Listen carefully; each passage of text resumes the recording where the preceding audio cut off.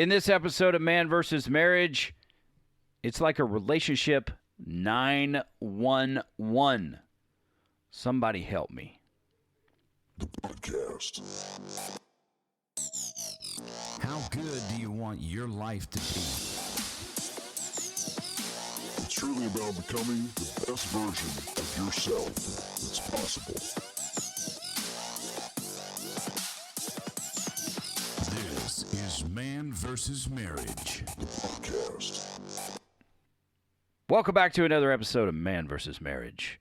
It is I, Quincy Moran, a.k.a. the Q-Dog, in the Moran family studio with my wife, Jeannie Moran. Jeannie, whatever you want to say, just freaking say it. Hi, babe. Hey, honey. How are you? All right, so we're going to continue on with some more listener email in this particular episode. And we are going to talk about, it's like a relationship 911. The reader will be remained anonymous. He actually said he didn't care if we used his name or not. He wants to help people. He wants this experience to help others. But we're going to keep him. We're going to keep him anonymous. His name is Jack. Now, Shocker. if you want to be like Jack, in the sense that you email the show, remember that you can do that. It's Quincy at mvsmpodcast.com. Or Jeannie, Jeanne, at mvsmpodcast.com. Why are you laughing? Because I was just thinking it's a good thing we call them Jack and Jill and not Dick and Jane, because there's just a really bad run of don't be a dick jokes coming there. Well, and not this Jack in particular, but just the guys and gals in particular. Exactly. That would be really difficult. Yeah. I almost made a joke saying that'd be really hard for me to say, but that would have led to more issues. Sorry, guys. My brain went in the wrong direction. As long as it's going in my direction, I'm totally fine with it. With that being said, this email titled Fighting for an Ex. So, Jack, as we read this, I'll go through the different emails that we've kind of gone back and forth about. He gave me express written permission to do this. And, you know, the truth is that I like to check in on these guys from time to time and just help them remember that, you know, you're not just an email. I hadn't forgot about you. And, you know, with having thousands and thousands of listeners at this point, I still make it a point, you know, to get back to the people who reach out to us because I'm doing this for a reason. So here we go. My name is Jack. I just recently was dumped from my 4-year relationship. I'm 27, she's 24. I've been listening to you guys. Unfortunately, boy, if there was a comma there, that would have hurt. But I've been listening to you guys, unfortunately, after I was broken up with. I have been really diving in to my own responsibilities for this situation. I love it. Just to stop right there, this is a lost art form in our society today. As there are forces at work making our society more and more fragile, personal responsibility is not a part of any of that. Mm-hmm. So for Jack, of course for not. It's your fault. Yeah, it's like anything goes, nothing matters. I can do and be whatever I want, and what that means is that you don't have to be responsible for your actions, and that is absolute garbage. But here, Jack is doing that, so I commend you. I commend you. If you're a man or woman listening to this show, and you have finally decided to take responsibility for your actions, I commend you. And I want you to know that. Okay. That was a rant. That was a tirade. You have those every now and then. I do. More coffee? Just kidding. I'd actually like to have some more coffee. Have I told y'all how much I love coffee? No. Back on subject. I'm sorry. Go back. You know, if you get talking about coffee or barbecue or beef, Quincy Moran is going to talk about it. I have been really diving into my own responsibilities for this situation. She went to full-time school and work. I worked 2 jobs, so our time together was not very much. Pause. That's what we call, I can't remember which side of the business that would be in. That's probably a lagging indicator, or is it a leading indicator? I can't recall right now. But when you don't have a lot of time together, that is red flag status. Red flag status. No matter how much you try to justify it, when you don't make time for each other. This is not talking about you specifically, Jack, for this email. This is talking about us in a very general format. We don't make time for each other. The chasm divides. It grows. We're humans. We need connection. Even introverts like Jeannie Moran needs connection. So understand that. If you're not living on purpose, for a purpose, if you're not being intentional, your relationship is going to break down. Now, look, maybe you both just kind of go along. You're married 50 years. You're both kind of lonely in your relationship.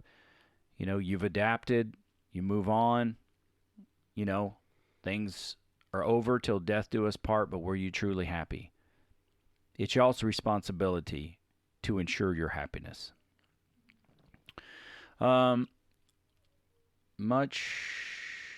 Let's see. I worked 2 jobs, so our time together was not very much. But when we did get some time together, like when I was stopping what I was doing and trying at least to eat dinner and watch shows with her. But you said one time in your shows that even though we are trying, it could just be that what we are doing isn't what they want us to do. That's true.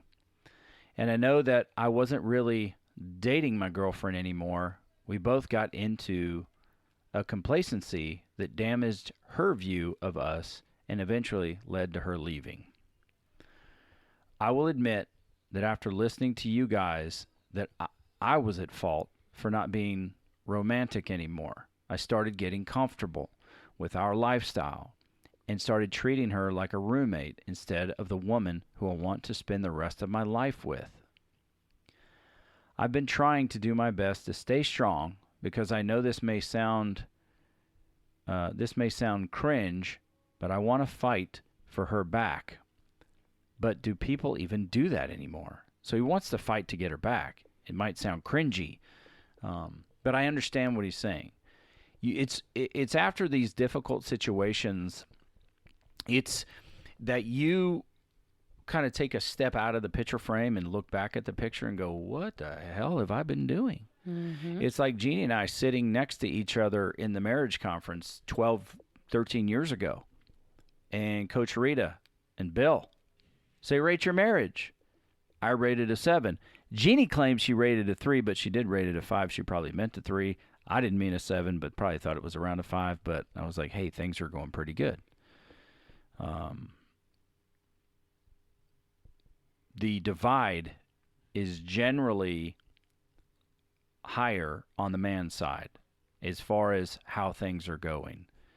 Generally, the men grade 2+ points higher than where the reality of the relationship is. Is that fair to say? It was in that particular conference.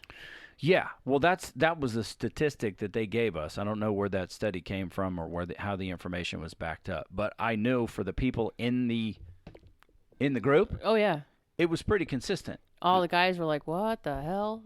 And all the girls were looking around going, "Uh-oh." Well, and when you can be that honest, and I don't mean in a very demeaning sort of way, but when you can be that honest, women desire that emotional connection. Men desire a physical connection. They have a little bit of emotional need, or in my case, an emotional sap. I have an emotional need, and women have a certain physical need too. It's kind of like they explained, it's like a yin and yang that goes together. One pours into the other.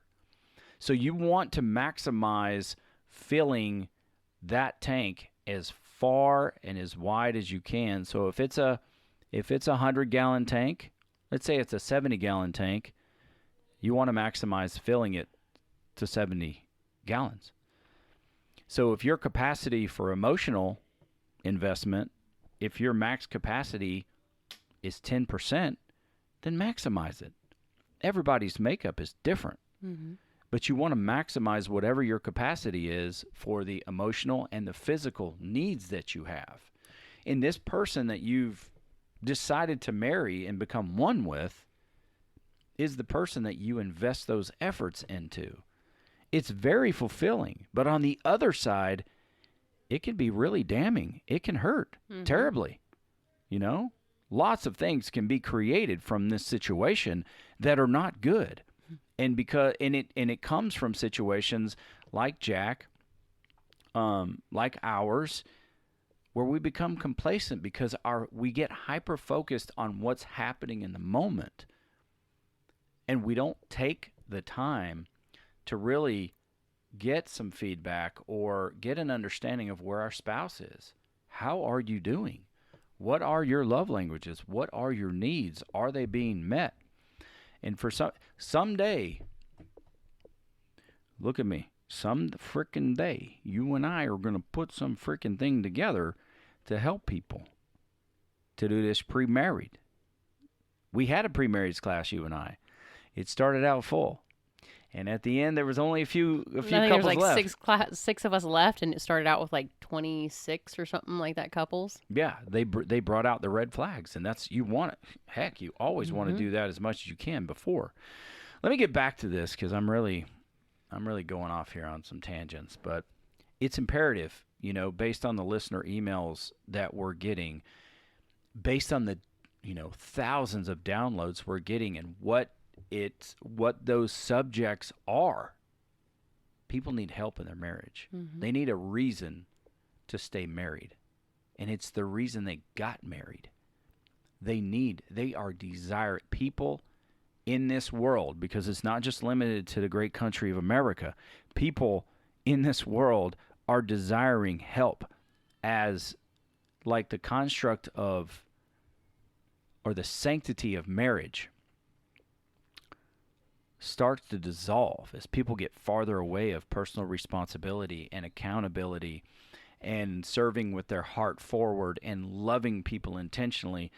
Marriage is starting to become a thing of the past, it feels. I don't have the statistics to back that up, but it's like social media and telephones and virtual reality. It's like they're trying to seclude us into these self-sufficient beings when that's not what we're kind of intended to be. We're intended to connect with each other.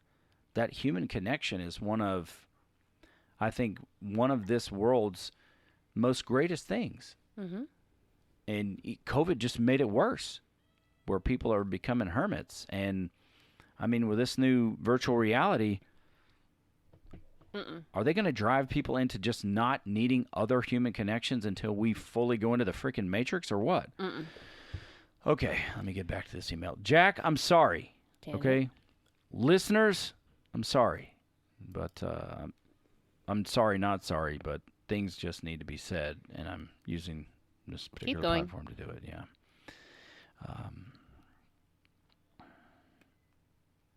Okay, here we go. And how do I even begin? Let me go back. I want to fight to get her back, but do people even do that anymore? And how do I even begin?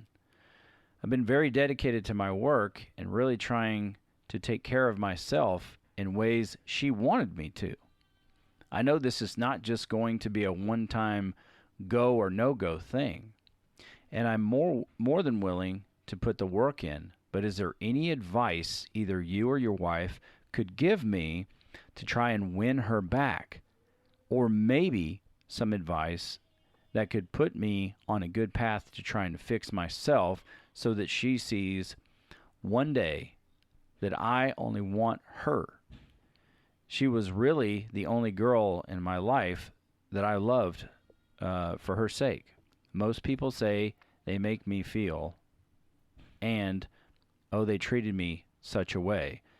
But 100% of the time was me wanting to please her and do things for her. I loved her for her and not for myself.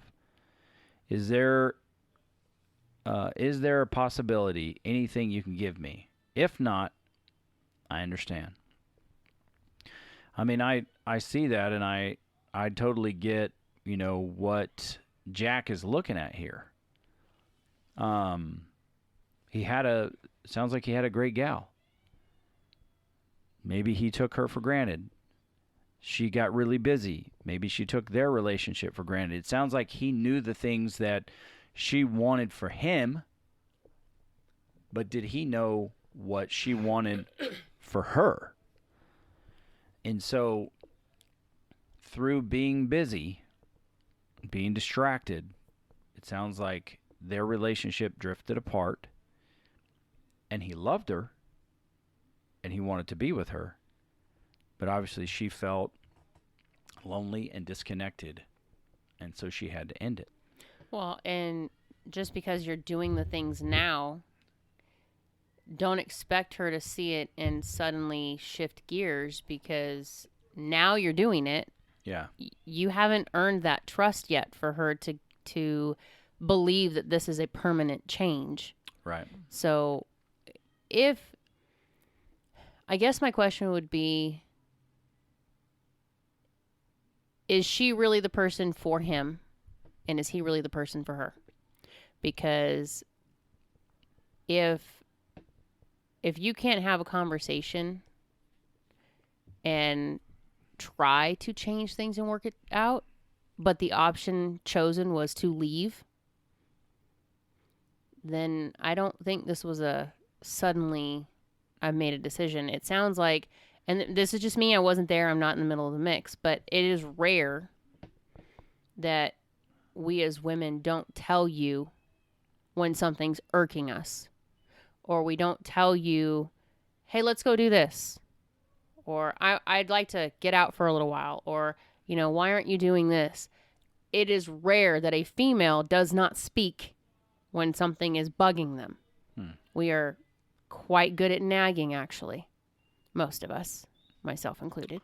I'm not going to You confirm don't or need, deny. You don't need I'm to. just soaking it in. You keep on talking. I know. I see the deer in the headlights like you're giving me right now. I'm not touching that with a 10-foot pole. I understand. But what I'm saying is it may be too little too late at this point, because it's not something that we just wake up one morning and go, ugh, you know what? I'm sick of your crap. I'm leaving. Not if there's really a connection and a love there. We don't just walk away from that, because it hurts us just as much to walk away as it does you to watch us leave. So I would question, maybe this situation is more for him to make changes in himself, for himself, not for this person. Maybe this is your eye-opening aha moment of, I don't want this to happen again. I understand wanting that person, and thinking that's your person. I understand that. I'm not saying don't go after it. I'm saying take a step back. Sometimes the best way for someone to see that you're better for them is to see it, not to have you show them or tell them, but just let them. Your actions are going to speak. That's what it boils down to. But I would have some questions, because how does he feel now that he's making changes? Do you feel better about yourself? Are you liking the changes? Is this something that you could keep up without having the end goal of getting this person? Yeah. Could you keep it up just because it makes you feel better? And this is something that you could see making you a happier person and giving you a better life? Or are you just doing this because you want to get that person back in your life? That would be the first set of questions sitting at a if I was Rita table. Well, I'm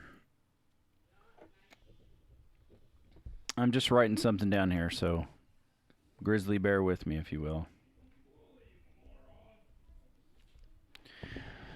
So here's kind of the thing that I'm looking at. Sometimes we as human beings don't jump into action until there's a problem. And then we really go all in on something. Oh, yeah. Oh, crap, the bill's overdue. Now I have to pay it. Yeah, exactly. And I equate, one of the brilliant things that Bill said for the longest time, and Coach Rita backed it up, is the way you do one thing is the way you do everything. So I think looking at the way you do life, I'm right in the middle of it now. I have to do a show. I've got to do a show based on how to handle being overwhelmed. A, admitting it. B, finding a way to fix it, make a plan, fix it. And then C, how to move forward so that you don't remain in that state of overwhelmed. I did a show with Coach Reed. It was called Pour Out the Cup. You know, there's only so much capacity that all of us have. And when we're filled up, if anything else comes, it's going to cause an overflow. Mm-hmm. And that overflow is you lashing out emotionally, physically, mentally of some sort. So here, are you ready to hear my response? Sure. Here's my response. Jack, thanks for the email.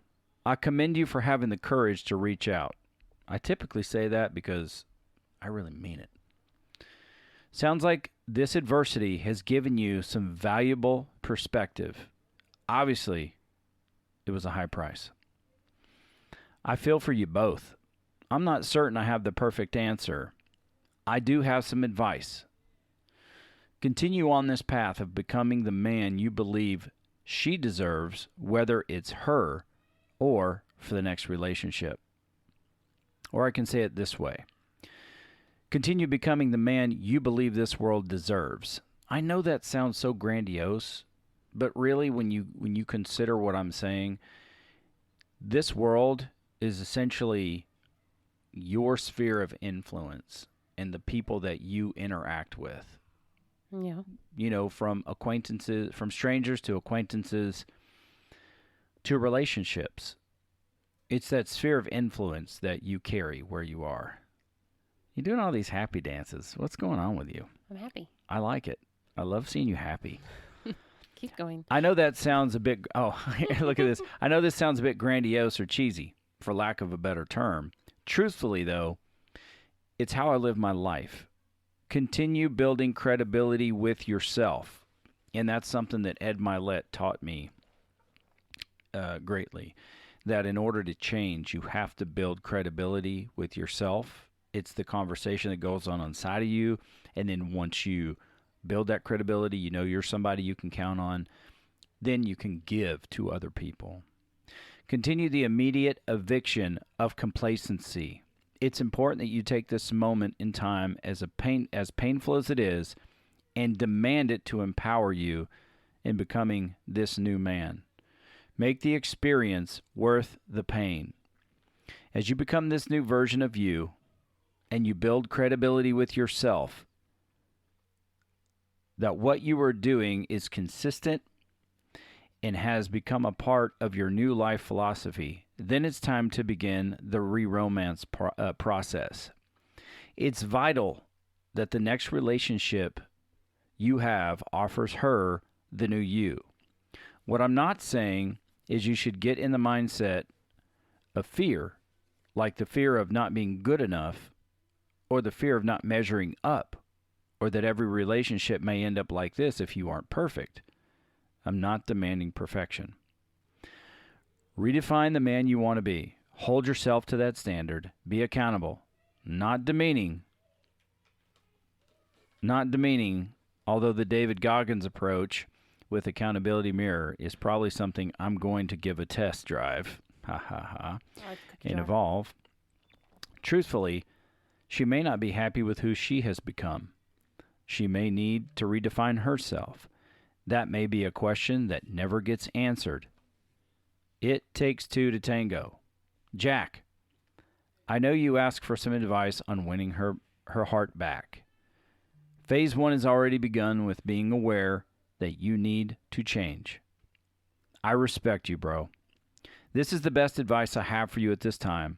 I have limited information and perspective on the breakup and whether or not she's willing to give your relationship another go. From what I read below, it looks to be summed up as you both became complacent in your relationship. Work and school kept you both distracted and busy, and due to a lack of focus on your relationship, you both drifted apart and became more like roommates rather than a healthy, intentional couple. You're not alone. It certainly happens. It happened to Jeannie and I at one point, albeit different circumstances. It happened to us as well. That's not me being insensitive, rather simply trying to sum it up. Let me know your feedback. I believe you can turn this into a win. I'm not sure that sounds, I'm sure that sounds absurd right now. And then Jeannie and I will use this on the show to have an open discussion. All my best. The Q-Dog. Roll Tide. So that was my response. I was really interested to get your take. So would you like to hear his response after that? Okay. I think you gave me some great advice, so don't worry about the limited info you had and my horrendous spelling. It's funny. I always worry about that for myself, but sometimes on these phones you can kind of screw things up. When I read the email back to myself, ha ha ha. But I really appreciate both of your answers to this, and I think your advice can really begin to help me heal in a healthy way. I will continue to keep up this new schedule of mine, which honestly makes me feel revived in a way like I'm getting back to how I used to be before my complacency and ignorance.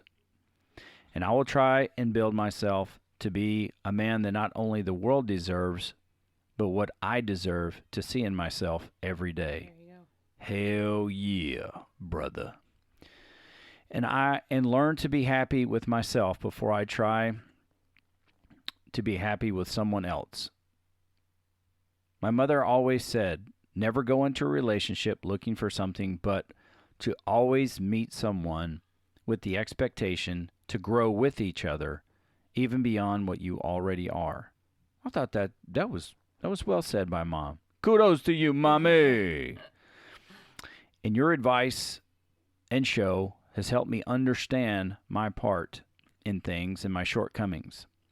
So even if she doesn't come back, I can confidently give another woman the world like she deserves. There you go. And then about the show, I'd be more than happy for you to use my situation to help anyone it possibly could. You don't even have to use Jack or Jill if you don't want. I really hope my situation helps you get someone else through a rough time, just like you've helped me out today. Thank you. I can't wait to hear the show. And then he gets, I'm just really reading this real quick. He went on to say, thank you both for everything. And, from time to time I check in on these guys, but I think just looking at this is an extremely valuable lesson for all of us. And I'm trying to kind of formulate what I should say, but,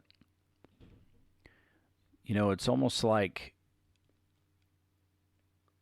don't regret the things you should have valued by not giving them value. That sounds real stupid, but it's true. Because you take time, stop this after I get done saying this. Stop the recording and just pause for a minute, but stop thinking about all the things that you are not and that your spouse is not and that your life is not, and rearrange your thought process to value who and what you are and what you have. Because if you allow that mindset to take over and you start pouring gratitude instead of a bad attitude into your situation, and you take time to intentionally value your relationship and value from where you came from and value why it started, it's less likely that you will end up in this type of situation like Jack or like Jeannie and I did. And sometimes your moments in life can be overwhelming. It can feel like it's a swarming set of bees. Just completely, it could be plague-like status. But take the time to stop and value the things you have in your life and decide at that point how much value they deserve. and then go all in. And hopefully like Jack said here, it's like, I hope my situation can help somebody. That is a beautiful mindset to me. That's what we're doing with our relationship. That's what we're doing with all the adversity and all the wins, all the successes that we've had. We just hope it helps somebody. And here he is doing the same thing. He's like, yeah, put me out there. And hopefully my situation will help other guys, other girls, get through a rough time like he's been going through. Ultimately, when these situations happen, they can disempower you or they can empower you. And you can make a move forward or you can regress. So I have a lot of appreciation for him emailing us and talking about it.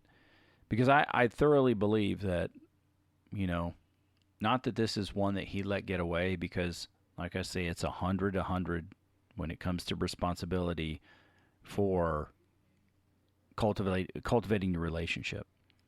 But that being said, I have checked on him again just to see where he's at. And I believe he is still working hard, pushing through this mindset of becoming a new him. And that's what I have encouraged him to continue to do, because I think it's absolutely important that he continues to do that, because he's got a new life to live. He's got a brand new perspective. He has an opportunity, where it's like, this one might be over, but imagine the possibilities of what it can be if you continue to transform yourself and you refuse to be complacent. I think that's, to me, that's very, very admirable. And I just want to commend you, Jack. You know who you are, bro. Come on. You know you. I commend you for sending the email, for allowing, our perspective or my perspective to kind of coach you up, and then for making the decision to move on. We both know now that even if it's not her, someone is going to be the beneficiary to what you're building.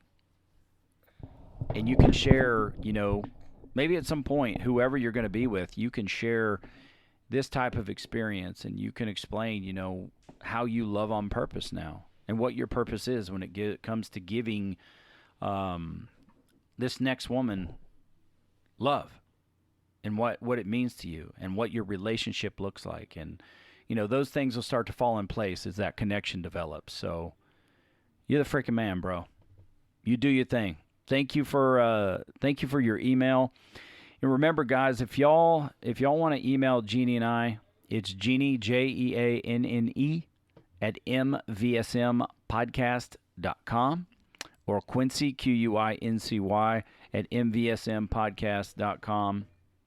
You got anything to add? Is there any kind of dialogue that you want to give that can maybe help the guys from a girl's perspective, like, so they can hear from a woman? I mean, I know I think you've covered it. I mean, the only thing you can do after a breakup, honestly, is to start working on you. That's it. The other person's responsible for their own choices.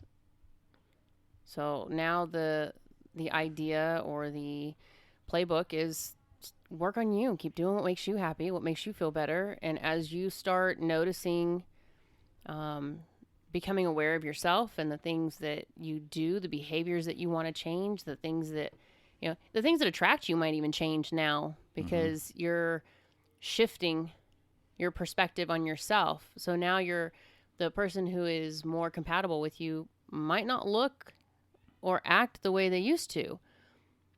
I would start there. Just keep pushing for yourself. And as things get better, keep kind of checking back on yourself, checking in. Is this what I want? Is this where I want to be? Is this the person I want to become? Are there other things that I want to work on? I mean, Quincy and I have been doing this for 12, 13 years, and we're still coming up on things now going, okay, I guess I got to work on that now. Or, whoops, I missed that one. that kind of stuff. But I wouldn't even. The focus to me is not on the ex. The focus is on yourself. So to kind of finish it up here, I'll get to the rest of the email and then we'll close it out. So, hey Jack, quick check-in to see how you're doing. Hope all is moving in the right direction. The Q dog. I like saying that. The Q dog. Not just the Q dog, but I like, that, that type of thing. So he said, let me start out by saying thank you so much for checking on me. Well, as of the last time I emailed you, I can't say my emotional state has gotten any better. But I am doing everything I can to stay motivated. I appreciate that vulnerability there. It's key. And keep my schedule up. Looking for a second job until I get promoted at my first one. Keeping up healthy eating in the gym as much as I can. As well as much social interaction as possible. I'll cut that particular email right there. And then just, say he shared a few other things that, that he was doing. And I just said, hey, bravo, brother. Keep making progress. I'm rooting for you. And then, he emails me back and he talks about, things are just completely done at this point between he and her. And he talks, so now I just have to let fate decide. I'm now just going to move on and work on my life as of right now and get myself in a position I'm happy with. Whether she comes back or not, or someone else comes along. And he goes on to say, thank you so much for the follow-up. Excited to keep hearing more of your shows. I said, I'll be here. If you're a sports guy, this might make sense. And in this case, be easier said than done. I said, give this the 24-hour rule-ish as best you can. It might even help to write out every bit of frustration, fear, and disappointment about it on paper as a part of letting the air out of the balloon type terminology. That gets it all out. Writing like no one is ever going to read it because they won't. So don't send it anywhere. That will allow you to move forward fully. Then all power to the new man you're becoming. And as you stated, being a better man because you deserve it. If it sounds like I'm making it seem easy, I'm certainly not intending to. I know it's painful and messy. Again, I'll be here as a sounding board. I'm rooting for you, bro. Are you reading or listening to any books right now to help you develop? Which one, if so? Roll Tide, the Q dog. And then his final email comes back. I'm listening to each and every one of them, actually. Taking in bit by bit, understanding the things in your stories if they apply to me. I work it out. If they don't, I keep it in my workout plan to deal with things I haven't even encountered yet. So he's talking about our show there. He's taking them proactively, which is awesome. And also, yes, I've been writing them out. I heard about that in one of your shows as well. It's been helping me, as well as talking to my best friend and just venting with no advice back. That's always helpful. And like I said, I want nothing but her happiness. So the best way to fight for her now is to work on myself and change for the better. If she comes back, I'll be here. And if not, I've started working on myself and becoming a better man. Thank you for all your advice, guidance. It really has been helpful. But here's where the email goes south. Go Gators. He's a Gator fan. He's a Florida fan. Poor guy. Anyway, Jack. So close. You're so close, bro. Just kidding. Roll Tide, bro. Anyway, this situation here, and I'll continue to do, what I do and check in from time to time and just reach out. But first of all, I think when somebody cares, it helps. It just helps, when you have a really terrible situation like this. It helps you stand back and take a look at, what's really going on, what matters. And from there, you can decide, to kind of just wallow in the mud, or get up, shake yourself off, and get on to becoming something and somebody else, the person you want to be. And I believe this gentleman is, he's going to do just that. I know the movies makes it seem like you sit down and you watch the course of somebody's life and all the hard work, and they sum it up in about 2 or 2.5 hours and make it seem easy. And I know life is not the movies. But the fact is, with consistency, you can either get worse or you can get better. True. And you might as well just pour the effort into getting better and just continuing to improve yourself. I used to tell my football players, when they would complain about playing time or that didn't feel like they were getting the right opportunity, I said, look, put the work in. Be as versatile as possible. Put the work in. And when your number is called, that is the moment where you go and show what all your hard work is about. Make it count when your number is called. That's the time. Complaining is not going to get you anywhere. I understand if you got to vent. We all need somewhere to vent. Yep. But with that being said, once the venting is over, once the air is out of the balloon, then it's all power to the new mission, and that's becoming that new you. You're in a great place because you are taking personal responsibility. You're writing these things down. You're talking to your best friend about it, and you're moving forward. So continue your schedule. Keep moving forward. Keep your mental and your physical health. Keep it as sharp as possible. And I'm telling you, eventually the opportunity is going to arise. Your number's going to be called. And although it may not be perfect, you will come through.